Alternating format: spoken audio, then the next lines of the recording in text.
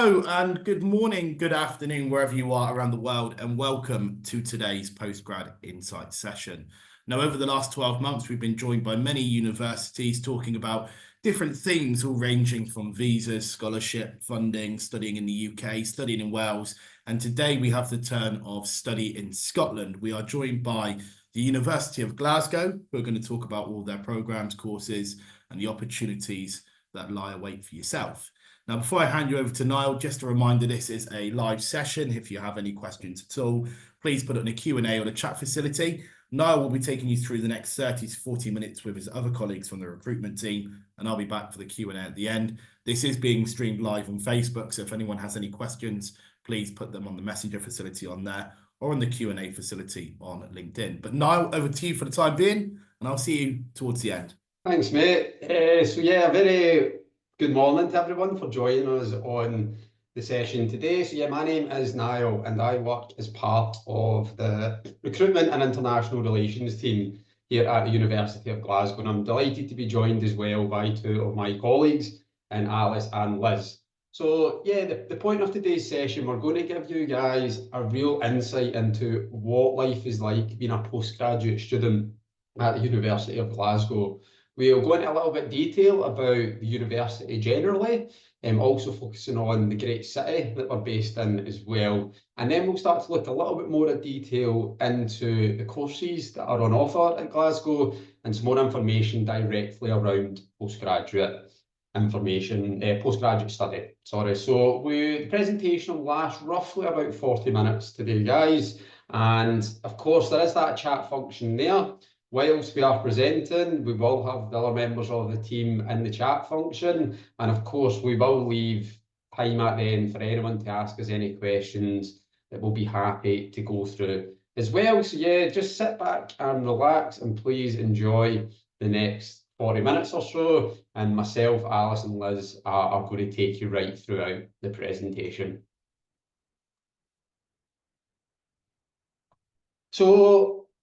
In terms of us at the University of Glasgow, we were established in 1451 and we are actually one of the 6 ancient universities in the UK.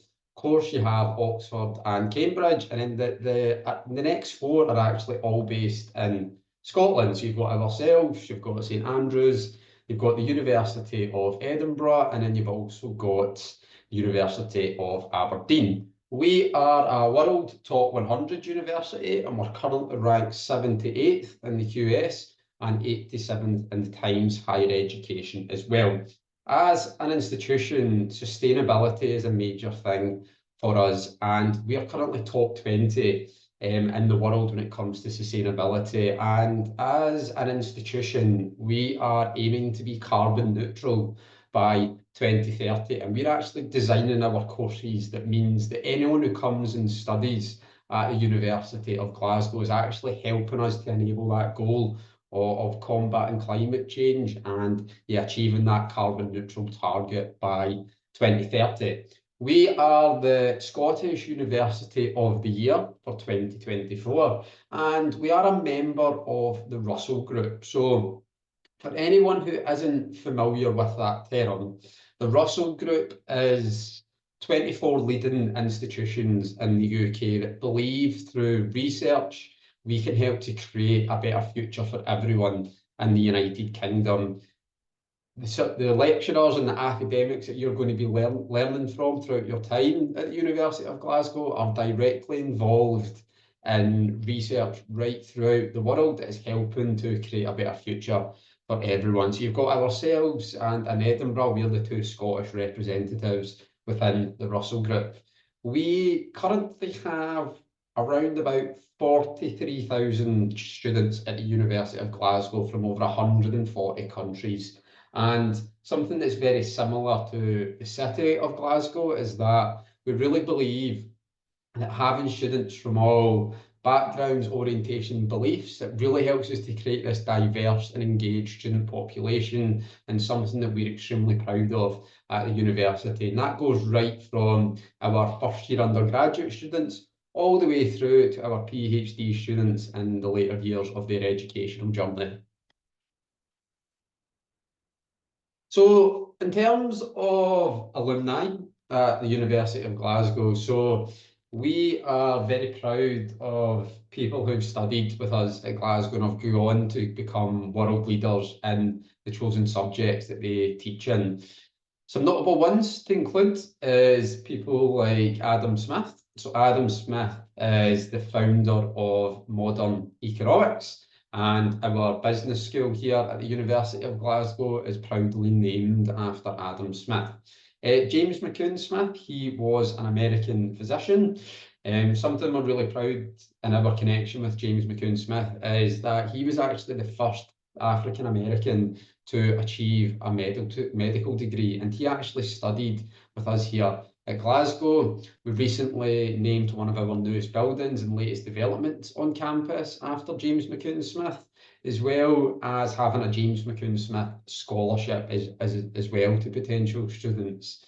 Lord Kelvin, so Lord Kelvin was a scientist from the 19th century, and he famously discovered what's known as the Kelvin temperature scale, very closely associated with physics. The word Kelvin is something that you will see right throughout the city of Glasgow, whether that's Kelvin Grove Park, that's located right next to our campus in Glasgow's West End, or Kelvin Bridge or Kelvin Hall, which is two subway stations we have here in the city as well. Lord Kelvin was very prominent right throughout the city, and he was one of the youngest and oldest students we ever had at the University of Glasgow. He started studying with us when he was 13, and he became a lecturer at the university, and he continued studying with us right until his later years as well. We've also got some 8 Nobel laureates as well at the University of Glasgow on a range of different subjects. These have notably been within the subject of chemistry. So Glasgow's always had a famous association with chemistry, and we've had Nobel laureate winners as well as part of that. So in terms of a little bit more general now, so of course that was the university itself, but for anyone who's joining us today and wasn't aware beforehand, we're based in Scotland. Scotland is one of these countries that has always been associated with the beautiful landscapes and culture that we have in the country. So Scotland is consistently voted one of the most beautiful countries in the world, and whether that's with us in the city of Glasgow, or very close by is the Loch Lomond, or you might go right up into the Scottish Highlands. Our capital, Edinburgh, has got one of the most unique skylines anywhere in the world. It's a country that's known for the beauty that it possesses and the opportunities it gives to, firstly, people who live in the country, but students who also want to come and get immersed in our culture as well. A country that's always been proud of the culture that we create for residents and those coming to study with us. We are very famous for our art, music, theatre, comedy and festivals as well. So the most popular one and the most common one that people know is the Edinburgh Fringe Festival. So that is the world's largest arts festival, and that takes place in the capital city of Edinburgh during the month of August. Say takes place in Edinburgh, it basically takes over Edinburgh. The city actually doubles in population. And yeah, it's the world's largest arts festival, and it's sort of seen as where comedians and performers will come to get their name known before going on to pursue their hobby as a potential career path afterwards. If you like your outdoor activities, then definitely Scotland is going to be the place for you. Mountain climbing, or Munro bagging is the term that we like to use in Scotland. So for a hill that's over 3,000 metres is referred to a Munro. There's 282 in the country, and yeah, Munro bagging is where you try and scale all 282 of them. And we have Ben Nevis, which is very close to us in Glasgow, and that ranges right up to Munro's in the Isle of Skye and the Highlands as well. So a little bit more about us now at the city of Glasgow. So Glasgow is very much Scotland's city of culture, music and nightlife.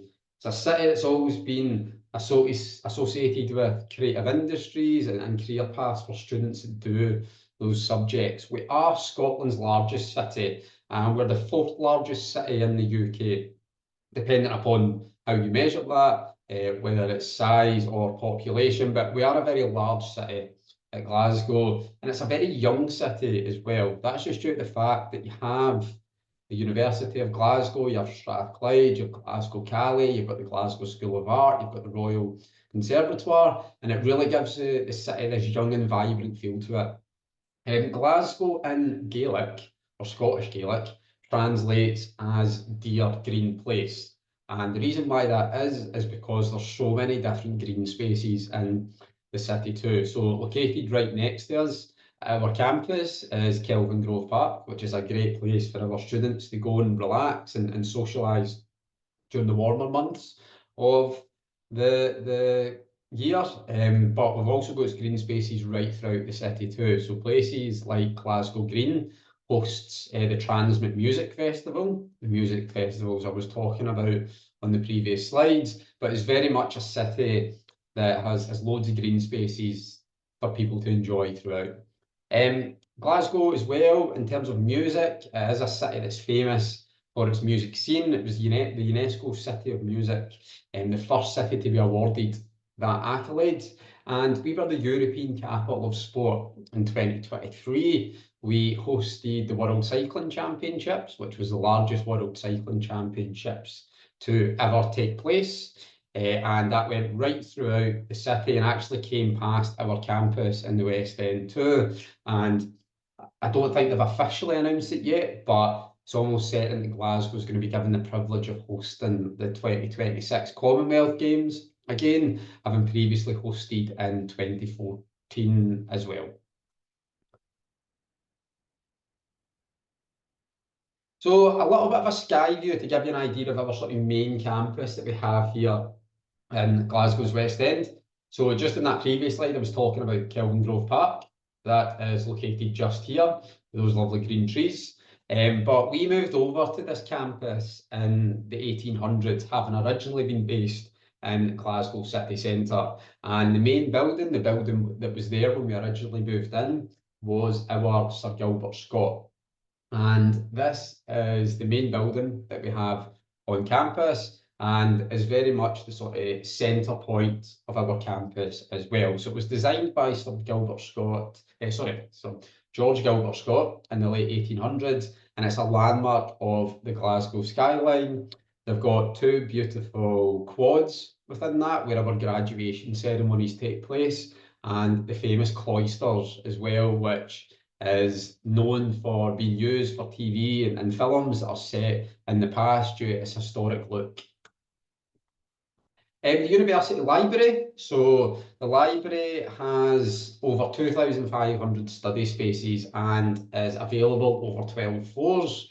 And there's 2 million books in special collections. Very similar to everything in the world just now, everything's available online. So although it is available in a physical context, sometimes you come to university and you don't actually ever need to set foot in the library because it's all available online as well.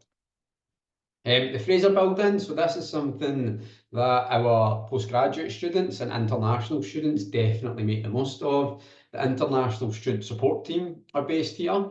So their job is to ensure that anyone who comes to study with us at Glasgow feels welcomed and feels comfortable in the environment that they're coming into, and will ensure that your transition is as easy as possible.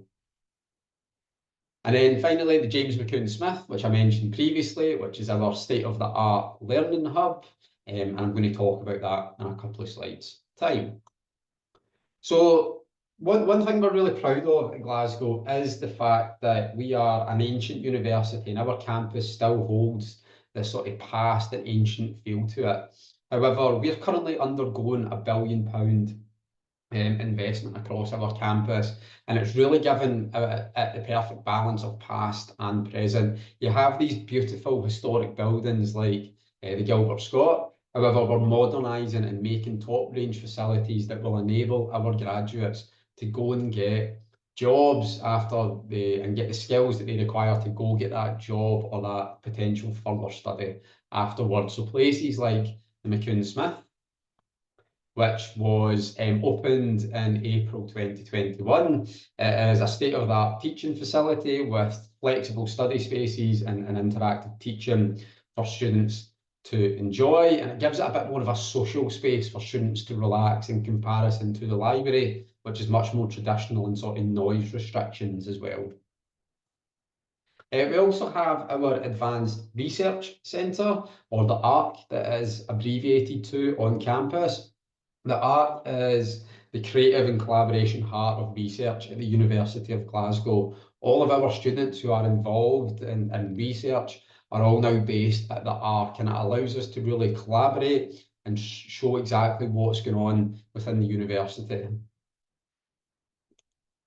The Adam Smith Business School, which is located directly next to our ARC building. Of course, this is where the Adam Smith Business School is based. However, it's also where the postgraduate teaching hub is. So for students who are postgraduates and want to relax and socialise with other postgraduate students, the Adam Smith Business School is seen as a perfect place for everyone to relax and enjoy their time, whilst they're also continuing with their studies as well. So I am going to stop there, guys, and I will hand over to Alice, who's going to take you through the next part. Thank you, Niall. So yeah, Niall has gone through all of the kind of beautiful thing about Glasgow, our campus, and all of the nice things you can see when you come to Glasgow, both as a city and as a university as well. I'm going to go into more of kind of the nitty-gritty, if you will, about the subject areas and a little bit more about postgraduate and how to apply. I've noticed in the chat there's been a lot of kind of questions coming in around kind of what's expected in terms of applications. So hopefully this kind of answers that for you. And then we can obviously go into the Q&A section later. So subject areas, we have a really wide range of subject areas here at the university. As you can see here, we have subject areas from the arts, humanities, social sciences and languages. We have a business school, which is the Adam Smith Business School, which includes business, accounting and finance. We have an engineering school as well, and an education school, and also a school of law. We also have the kind of medical side of things with medicine, dentistry, nursing and veterinary sciences. And as well as that, we do have traditional sciences as well. So that includes kind of chemistry, maths, and also your computing and psychology is there as well. The way that postgraduate works here at the university is that if you are studying one of our postgraduate taught degrees, so this is what we would call a master's programme, these are usually a year long in length. And whether you want to study a PhD, so a more research-based programme, then these will last for 3 to 4 years. Thanks. A little bit more about entry requirements. So I know that I've noticed a lot of like hellos from all across the world. So it's great that so many of you can join us today, is our entry requirements. We accept entry requirements from many countries across the world. And the great thing is, with this QR code that we have on screen, most countries will have a country page on our international country pages. This means that you can check kind of your own country's entry requirements to our programmes. In general, what we say for the one-year masters, the postgraduate taught programmes, we are looking for the equivalent of a 2-1 honours degree or the international equivalent. As I said, because there's so many of you from all throughout the world, I won't be able to go through all of them just at the moment, but if you use those international country pages, they will give you the guidance of what is the expected equivalent to that 2-1 honours degree. For our research programmes as well, it's also the 2-1 honours degree, just to be sure. I think some people think you need a master's before doing a research programme. Some might require a master's, but most of them will be the equivalent of a 2-1 honours degree as well. All of the cases, we do need a relevant subject for you to study either a master's or a PhD programme in that area as well. Thanks, Niall. The other main requirement that we have for our programmes is an English language requirement. So the good thing is that all of our programme pages make it as easy as possible for you to see what those kind of language requirements are for the programme. In general, most programs, you're looking for an IELTS academic of a 6.5 or above, and you need no subtest under 6. But we do accept a really wide range of English language tests. So we do accept the TOEFL, for example, we accept Cambridge and Pearson's as well. So you can see that on screen. But like I said, really check those program pages just to make sure you've got all of the requirements for the subject that you're looking for. These are minimum scores, as I mentioned, so please make sure you're checking that criteria online as you're going through your research.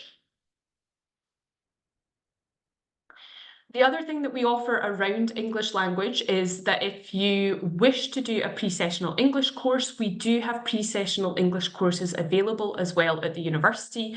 Once you complete one of these pre-sessional English courses, you would get direct progression into a university programme as long as you're successful in that course. The programme duration really depends on your ability in English at the moment. So the programme duration really depends on this. So it can be anywhere between 10 and 36 weeks, depending on this. And we do also offer 5-week bridging courses, and these are available for students who are really trying to become more familiar with the language of their course. There are some restrictions that apply there as well. But as I said, all of this information is on our website, so we make sure that's why we include these QR codes to make it as easy as possible for you to find that information as you're going through your research. The other thing that we have on offer is that we have a collaboration with Kaplan. So Kaplan offer kind of foundation programs for students. So we have the Glasgow International College here at the university, and these can offer pre-masters programs. There are pre-masters programs in arts and humanities, in business, economics and finance, law and the social sciences, medical, veterinary and life sciences, as well as science and engineering.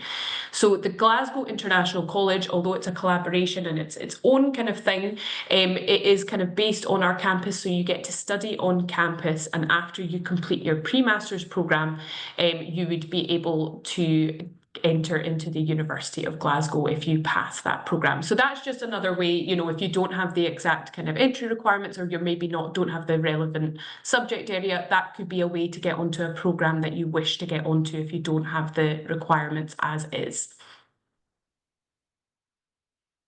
So this is one that we always get asked a lot about. Obviously, the annual tuition fees that we have here at the university.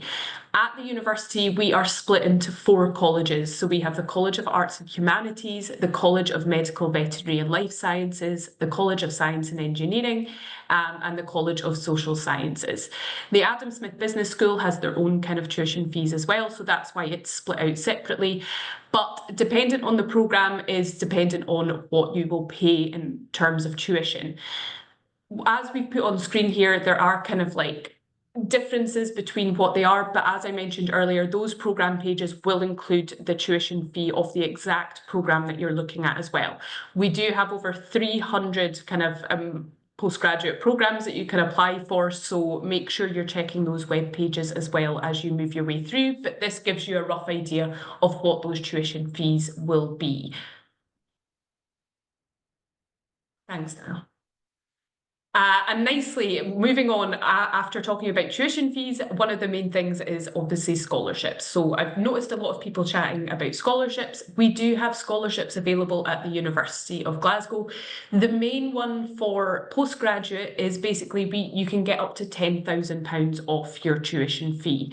This is through, you would have to be, all of these kind of university scholarships are awarded on academic merit. What that means is that we're looking for the equivalent of a first-class honours degree in the programme. So you would need to, how it kind of works in scholarships is that you apply for your programme first and then you'd apply for scholarships afterwards. We do also have, there are a lot of external scholarships available if you wish to look into kind of any scholarships that you might be eligible for with the university. So there are Commonwealth scholarships, Chevening scholarships and Great scholarships. So I'd recommend that you have a look just to make sure that you've got all of the funding information and all of your options lined up to see how you would fund your programme. The QR code on this page as well takes you through to a really handy tool that we have on the university website. This is our scholarships database.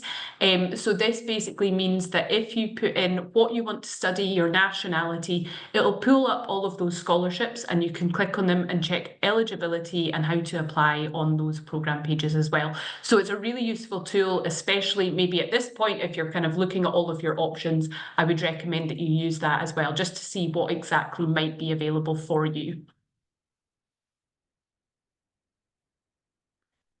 Nicely into how to apply for your programs. So for all of our postgraduate programs, you would apply directly to us, and this is directly on our website at glasgow.ac.uk.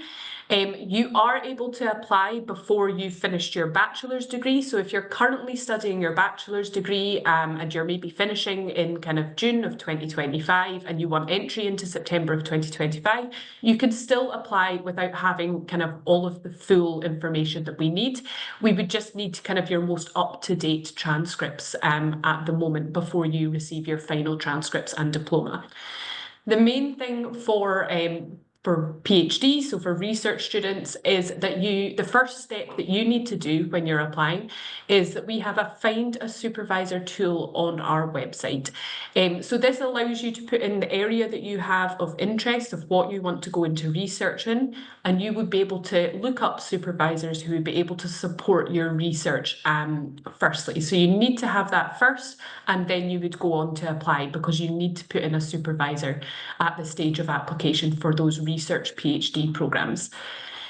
All of our kind of master's programs, they don't have any application fees apart from anything in our Adam Smith Business Schools. So there is a £25 application fee on those programs. So that's just something to be aware of, that there is a small cost if you are applying to the business school for these kind of programs, but any other programs, there is no application fee.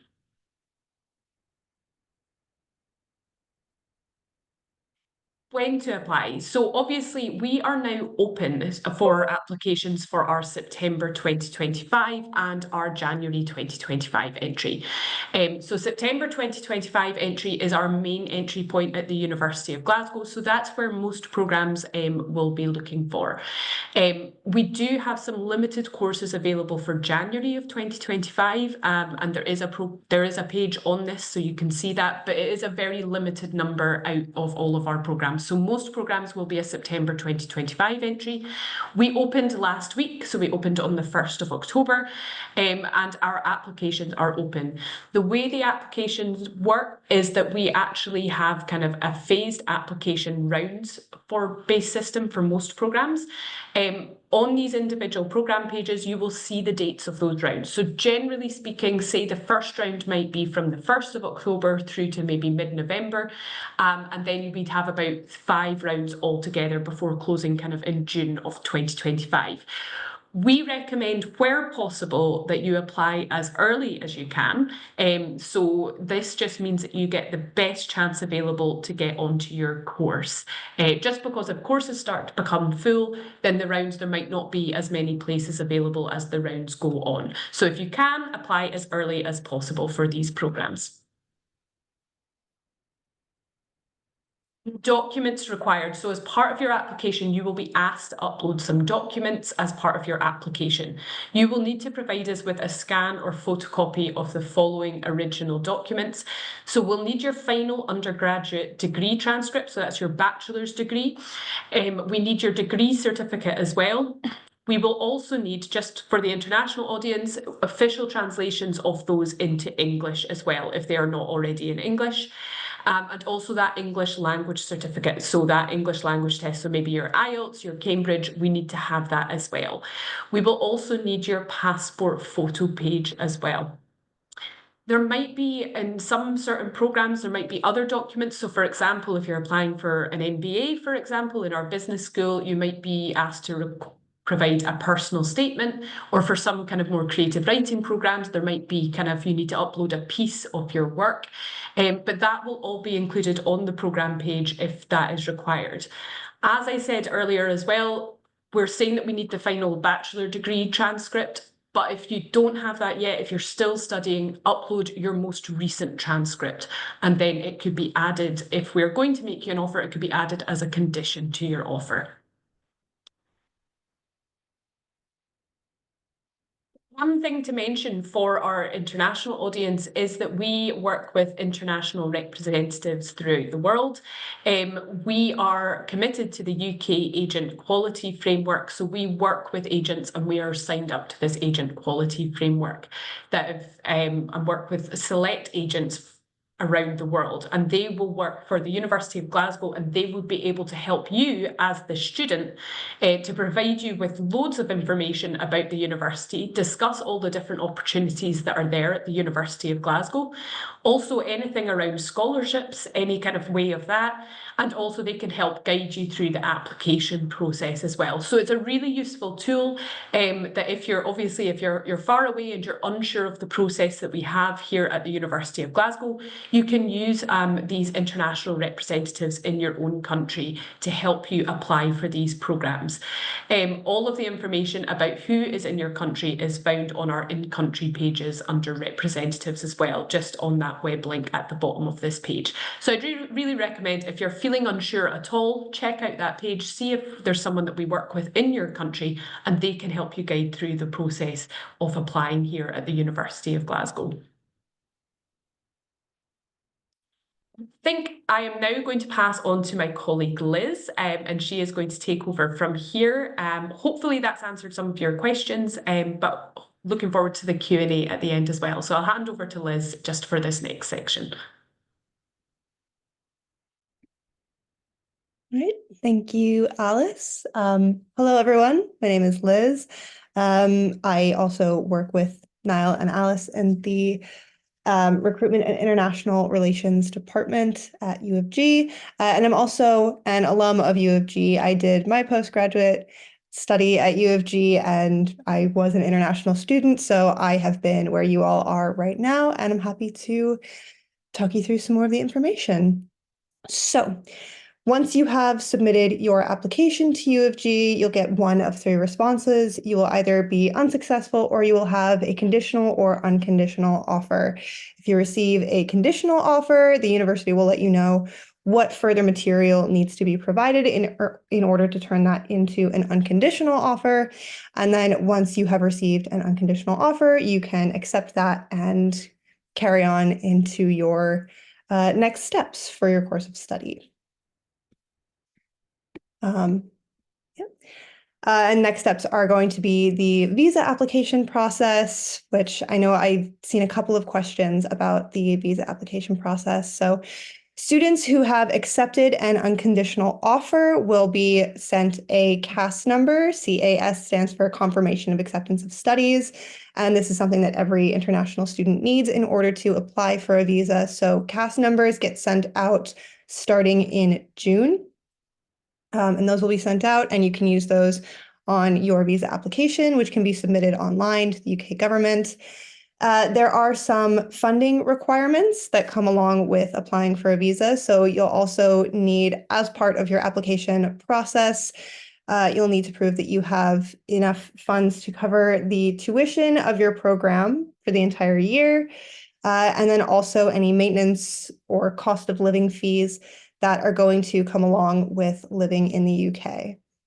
So, for example, we've got down here at the bottom of the slide, if your tuition is roughly £26,000 and your cost of living is going to be roughly £9,000 estimated, then you're going to want to show a bank statement or some other sort of evidence that you have that funding, the ability to fund yourself when you come to the UK. There is also, and I know it's not included on this slide, just I think worth mentioning, of course, the application fee for the student visa, and also a healthcare surcharge for the NHS, and that's just to ensure that you are covered by the National Health Services while you're living in the UK. Okay.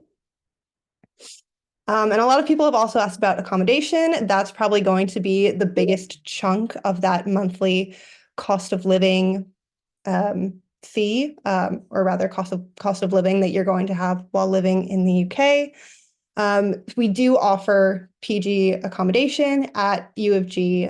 We have 9 different postgraduate student residents, 4 of which are in walking distance from the university campus itself.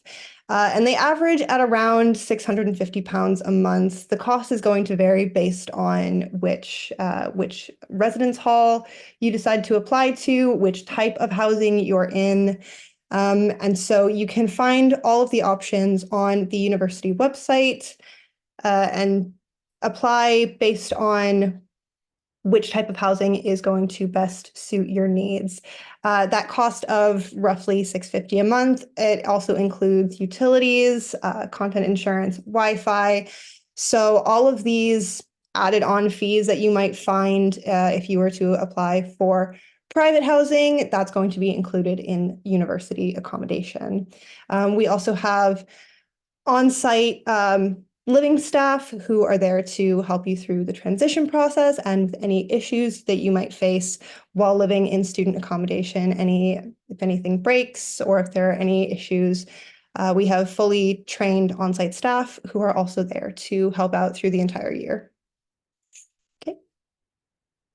So, like I said, that accommodation is going to come to roughly $650 a month.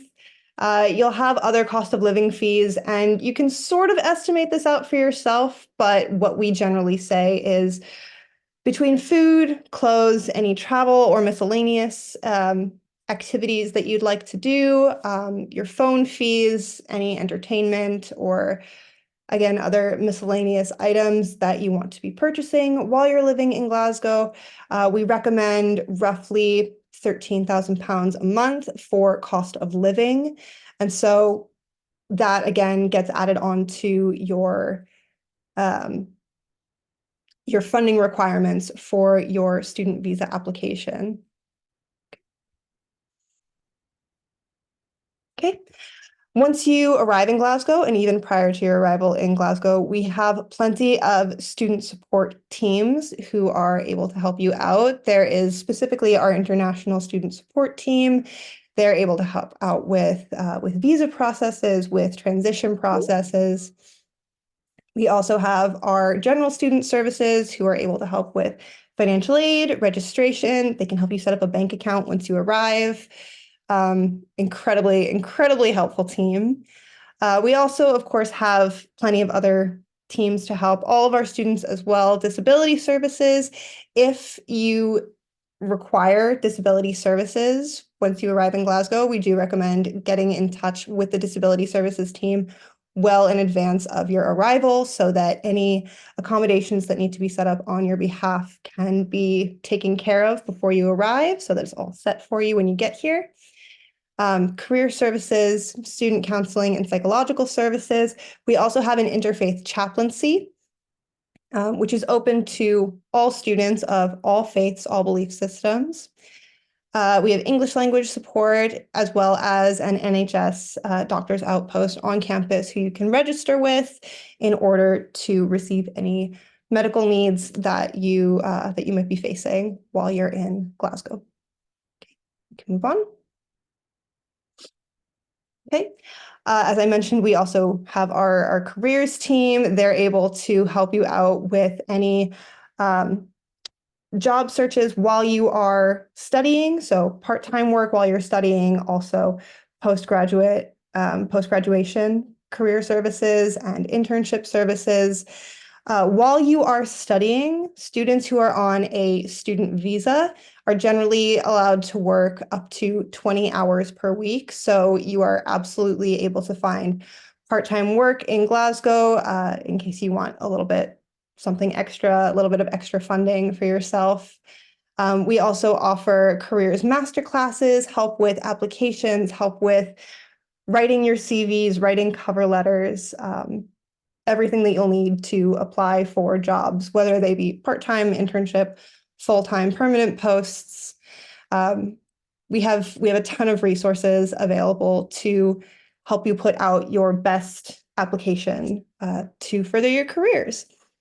We also have career fairs and student job hub and internship hub, and that is just there to bring as many job access resources to you as possible. And you do continue to have access to that post-graduation for a while. Okay. In terms of student life, we have so many resources available to you. Our student representative council, the SRC, oversees over 300 clubs and societies that span, honestly, an infinite number of interests. We have sports societies, we have comic and art societies. I believe we have a Taylor Swift society. So really anything and everything that you can think of, there is probably a club or society for that. And if there's not, the Student Representative Council is really, really great for adding new clubs and societies all the time. They also offer independent support services for students who are seeking maybe a little something more from peers, as opposed to the student support teams on campus. We also have 2 unions on campus, which have a bit of a friendly rivalry. We have the Glasgow University Union and the Queen Margaret Union. And that, I think, is for students to really decide once they arrive in Glasgow, which of those unions speaks most to them. The Glasgow University Union is the older of the 2. It's been on campus much longer. The QMU was founded not all that long ago, and but it's really become a central cultural hub for student life. We also have the Sports Association, GUSA, Glasgow Uni Sports Association, which has a ton of excuse me, a ton of sports teams and sports clubs as well that you can join, that you can look into, again, of any and every kind of sport that you would like to participate in. There are plenty of options for everyone. Okay. And that is us. So I think we're going to open it up to Q&A. Yes. Thank you guys so much. Thank you, Liz. And thank you. I wasn't expecting Taylor Swift to make a brief appearance in your brief presentation there, but you know, I'm sure she won't be too bothered. Everyone, thank you for your time. I really appreciate you guys going through that. If you just want to leave the screen on there, Niall, so if anyone has any questions, then they've got the right place to go to. We have had loads of questions flying in. I'm sure you've all seen, and I'm going to start kind of in order, in kind of natural order if we can. I want to go back to Glasgow as a whole, and Niall, I know you said some nice words about the city. I just want to go back to, you know, Glasgow as a city and what it's like, because you're right, it's the 4th largest city in the UK. It's not often known as being the 4th largest in the UK, but it is a huge city. One thing that struck me when I visited recently is the multicultural nature of the city. People will always think, oh, Scotland, you don't get a lot of international students there. There were so many international students there, so many international people living in the city. Does that have a knock-on effect when it comes to employment opportunities after your master's studies and, you know, staying in the city? Is that what you see a lot of? Yeah, definitely 100%. And it's something that, again, that we're extremely proud of at Glasgow. We want students to come and study with us and learn throughout, but we hope that us as an institution and us as a country has this effect on people that they see Scotland as a place that they would like to set up for the next couple of years, or actually further afield into their life as well. So definitely we want to see people staying here in the city. There is visa requirements which can affect that in certain situations, and that is something that can be looked at if someone does decide that they would like to come and stay in the city or stay in the country afterwards as well. But we definitely want students to be staying in the country, and we want students to be staying here in Glasgow as well, 100%, definitely. And I think one of the biggest things that COVID kind of produced, you know, it was a turbulent time for everyone, was the opportunity for universities to really look after the student. I think that's kind of carried on in today's world. Liz, you mentioned about the student support services when students come over from their native countries to come and study. What support is there currently for students that are maybe a little bit anxious, because no doubt they're coming from their own country, they might never have left the country before, they might still be living at home. How do you kind of handhold them, you know, from applying all the way through to actually living in one of the properties within campus, let's say? Yeah, so the student support services team are really great for all levels of transition. They are particularly great, I would say, with the sort of life admin that comes with transitioning to a new country. Again, helping to set up a bank account was one of probably the biggest things for me when I first came over as an international student. Having them there to help me through that it made a world of difference when then carrying on with the rest of my life admin. So yeah, there's peer support services as well, international peer support services, and international societies as well, for anyone who is maybe struggling with the transition or missing home a little bit.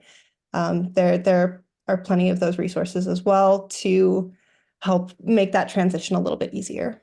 Probably important to, you know, go back to Niall's point again, you know, there's so many different students from different cultures and nationalities within the city that everyone's in the same boat almost. And, you know, if you are worried about coming over, it's one of the most welcoming cities and countries you can ever wish to go to. So if there's any concerns, anything, presumably they can reach out to you, you know, from, you know, writing their personal statement all the way to, you know, even if they've already applied and if they're in the property already, they can come to you, no problem.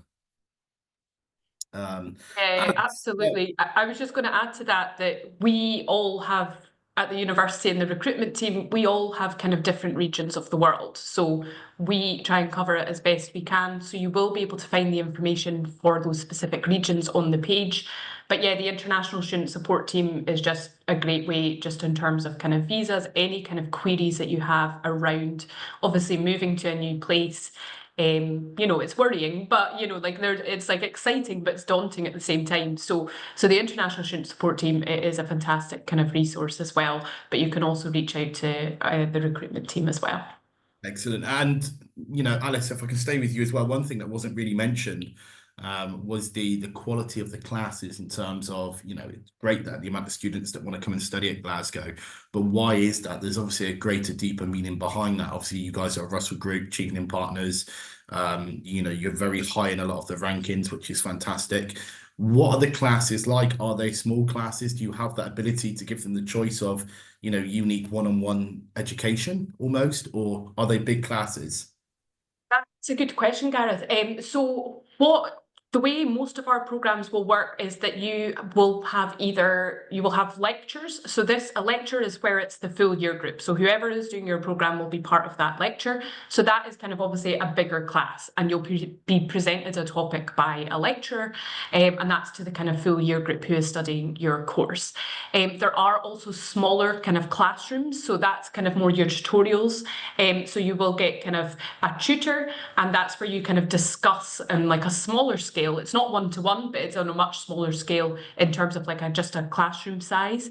And that's where you're kind of discussing the topics that you're learning in those lectures and kind of getting that kind of more one-to-one experience as well. Any of the sciences as well, there might be some labs and things like that involved. So that's generally how the structure works, that you'll have those larger kind of classes and then smaller tutorials to go into kind of the discussion. And you really get to know your tutor as well, as they'll be able to kind of do these kind of almost like debates on the topic.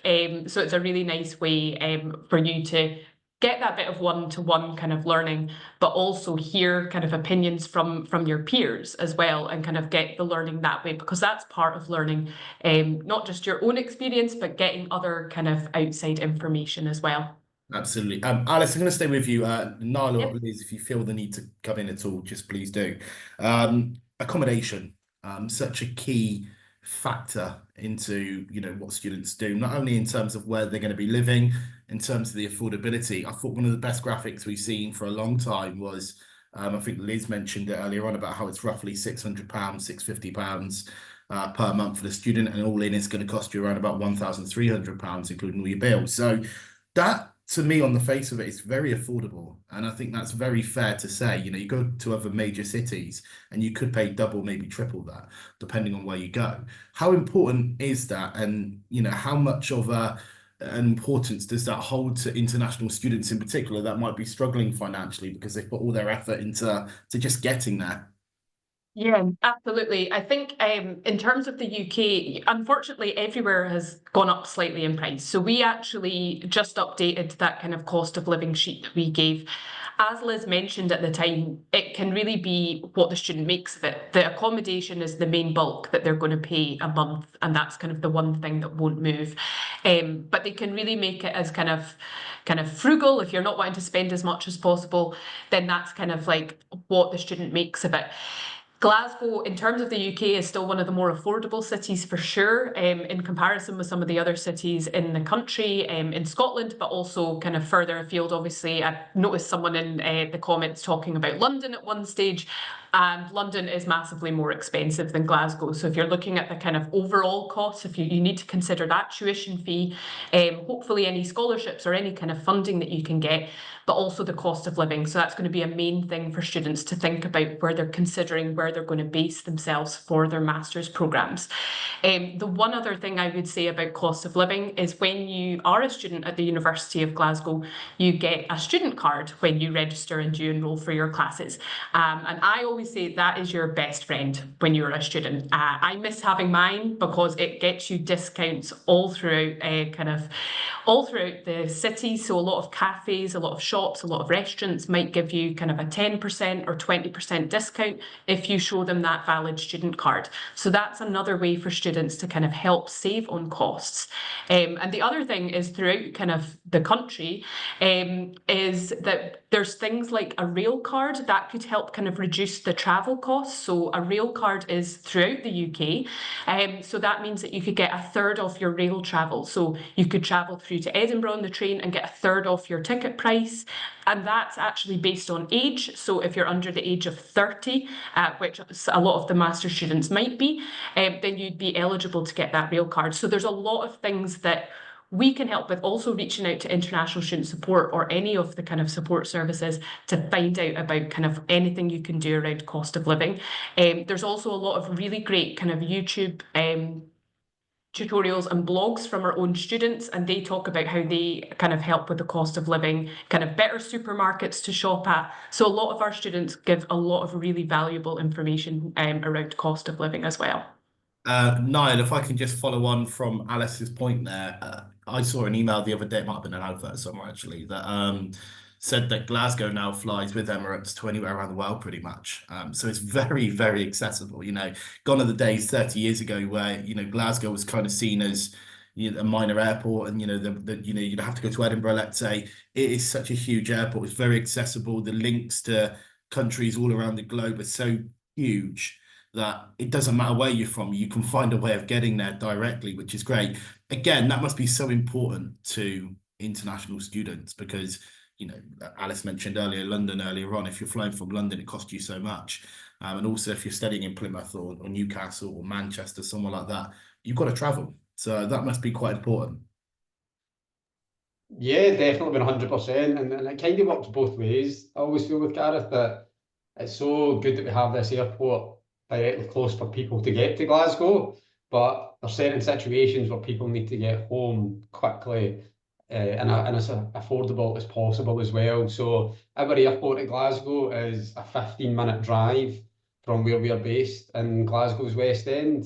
It's a short taxi journey or a short bus journey, and it's great to have our connection to the rest of the world right next to us at campus as well. So yeah, previously to get to Glasgow, you would always have to do a stop off in London somewhere, usually Heathrow. That just isn't the case anymore. You can get directly to Glasgow quickly. And of course, even Edinburgh. Edinburgh is only an hour away from Glasgow on the train. So if you have to go to Edinburgh first, again, it's a simple flight into Edinburgh and then a train directly across to us, Glasgow. And it really makes us as a country accessible, and definitely us as a university accessible to any international student, regardless of where you come from, to come and study with us. Great. And there will be people watching as well. I can't remember, apologies, Liz or Alice, who it was, please step in, whoever it was that mentioned it earlier. There will be people that won't be able to make it, and for certain reasons, accessibility reasons, financial reasons. And it might be that online learning is the easiest option for them. You mentioned earlier on, and forgive me, I can't remember if it was Alice or Liz, somebody mentioned the Glasgow International College, which is a partnership with Kaplan, who are an online provider. Again, that's another option for students if they wanted to study online. Opportunities, again, they don't have to. It gives you so much flexibility. I think it was yourself, Liz. Do you want to come in at this point? It was actually me, Oh, Gareth. sorry. Go on. Well, I think I remember saying the words about Glasgow International College. So the Glasgow International College is more kind of a stepping stone to get into one of our general master's programs. So you would be studying on campus. Right. But in terms of online learning, there are some online courses that we do at master's level. On those program pages, it will say online distance learning. And you could obviously just look up online distance learning at Glasgow. So it's obviously not the full range of courses that we have, but we do definitely have some online distance learning available. One off the top of my head is marketing. So we do a master's kind of in marketing, and that could be all online. If there were any issues, if you would prefer to kind of stay in your country and get a degree from the University of Glasgow, you can do it using those online distance learning courses as well. Super. 2 or 3 more questions then. While we're kind of on courses, funding and scholarship, it's been mentioned already about Chevening, external partnerships. There's been a few questions come in. I think we're slap bang in the middle of the application process for Chevening and Marshall Scholarship. So there's going to be a lot of people that have applied or applying or thinking of applying, certainly. You guys presumably partner with Chevening. You work with Chevening quite well, and the Marshall Scholarship and perhaps others as well. Can they use that to top up their current funding? That's a question that's coming quite a lot. So obviously they've got funding from somewhere else. Can they use the Chevening to top that up and any other form of funding? Go on, Alice, if I start with you. I'll come in again. People will be sick of my voice.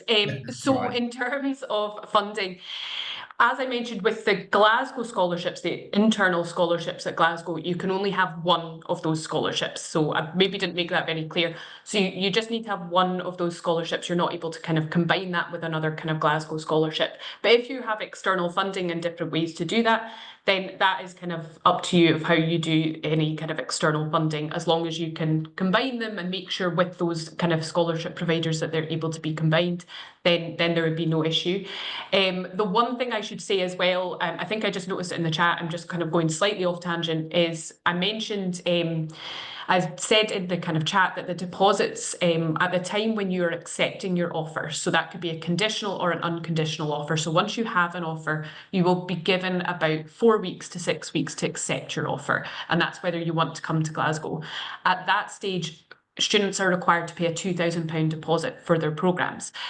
If you are getting any external scholarships, so if you have applied for Chevening, for example, we are able to waive that deposit as long as you provide us with information, with the kind of proof of your application to Chevening and that you're waiting to hear back. So if you are applying for external scholarships, please make sure you're using kind of the additional document section on your application just to upload that you have that, and then we would be able to waive your deposit. So you need to let us know. You can contact our admissions team, but you wouldn't then have to pay the deposit at that stage. So that kind of helps with not having to pay a deposit without knowing if you've got that external funding.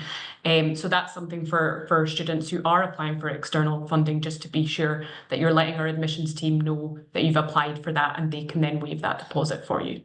Sure. Okay, a couple more questions, 2 more questions. To begin with, IELTS, English language requirement tests and what they need. You've been through it already, yes, but people, they do still ask, I've studied English as my first language at a course somewhere. Let's say they've studied in a French course, but it's in English. Do they still need to take the test? I know the answer, but do you want to elaborate further on that? Yes, unfortunately, we do need an English language test.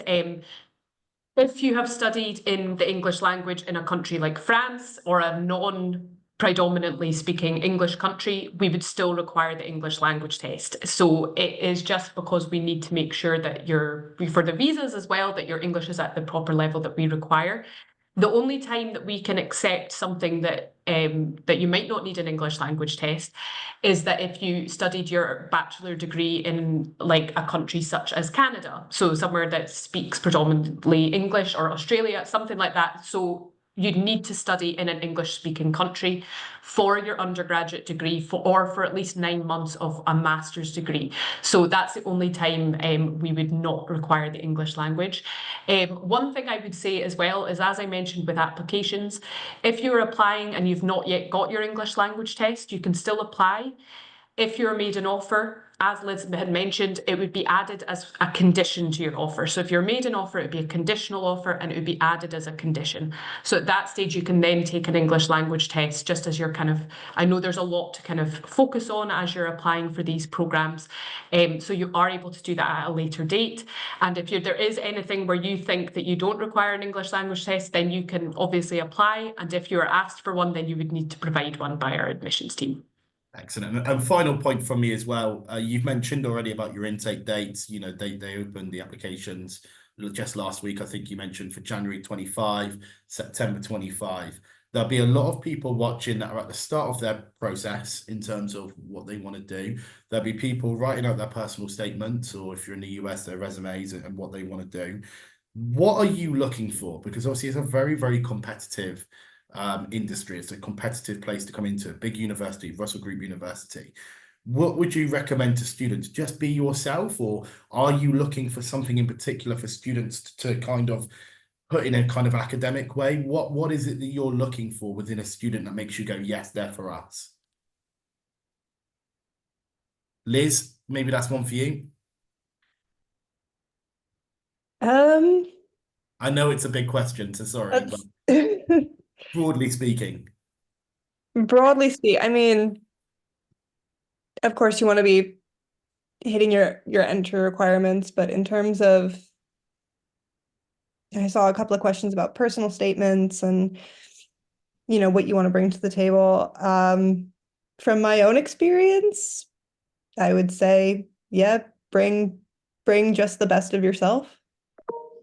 Yeah, I think that's so important, Alice. If you want to just elaborate further on that, because being yourself is one thing. There'll be people that will use AI, Chat GPT Go, and all the other platforms that you can use. We see it all the time within our webinars that we host throughout the year. People say, "Can I use Chat GPT and can I use all these AI platforms that will and are brilliant?" But it's not you. Ultimately, you're looking for you, aren't you? So just elaborate further on that, and then we'll wrap things up. Yeah, I think as Liz said, the main thing for Glasgow, one of the main things is your grades, because a lot of the programs might not ask for a personal statement or an extra written piece. It's generally that we're looking at those kind of grade requirements. Where there are programs, like as I mentioned with the MBA, you'll need a personal statement. MBA is very specific in terms of what it needs. It needs the work experience as well. So you need 3 years managerial work experience. So you need to make sure that on that CV, you're providing kind of all of the managerial experience that you have in terms to help yourself stand out from the crowd. Any of the creative programs which are asking for kind of like a written piece, like a kind of proof of work, you're making sure that you're choosing what you consider to be your best work. So what really highlights like the way that you create, like a creative writer in those states. Anything that will have kind of like any sort of personal statement, yes, we're looking for why you're passionate about what you want to study. So that's the main thing to show over these personal statements. So you're always kind of referring back to why you want to study what you want to study. So everything that you have done that makes you want to study what you want to study. So you can bring in extracurriculars because that shows that you're well-rounded, but don't just list all of your extracurriculars.